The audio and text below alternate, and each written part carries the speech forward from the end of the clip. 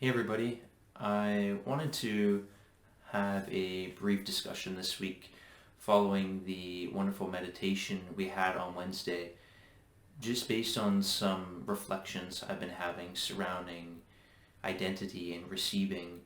And for me, in my process of healing, that I'm really struggling with a lot in many ways, and I'm not really allowing the healing to work through me. I've come to realize a series of things, one of which is that balance of collecting versus remembering. And so, when we get into this space, when we're here, we have a certain amount of programming information that we collect.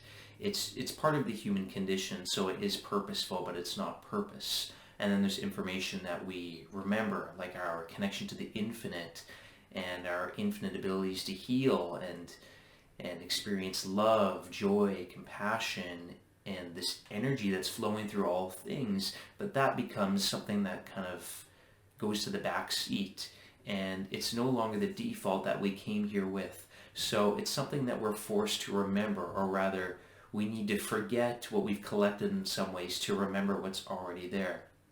And so I was thinking about this a little more recently, in that, did I really receive my identity?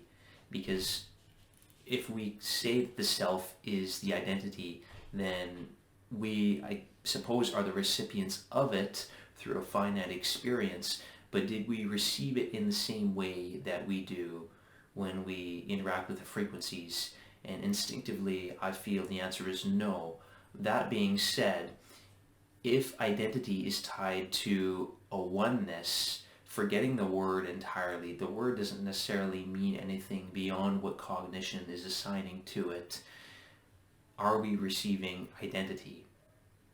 And if we look at it from that way, I would say that yes, we are receiving it. We brought it with us, the oneness, the one identity that exists. And everything else that we collect is simply some sort of an ornament or decoration that's added on to that.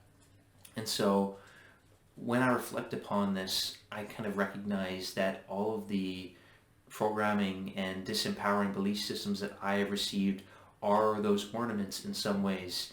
And in Solomon, it's kind of described in one way as decorating a hose, putting different ornaments around it until eventually the water no longer flows.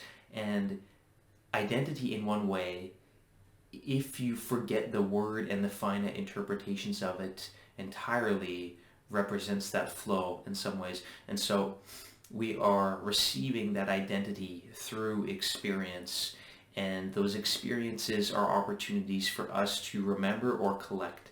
And in some ways, when we are collecting from our parents, and what we get from programming is remembering, if we have very empowering childhoods and family members that give that to us.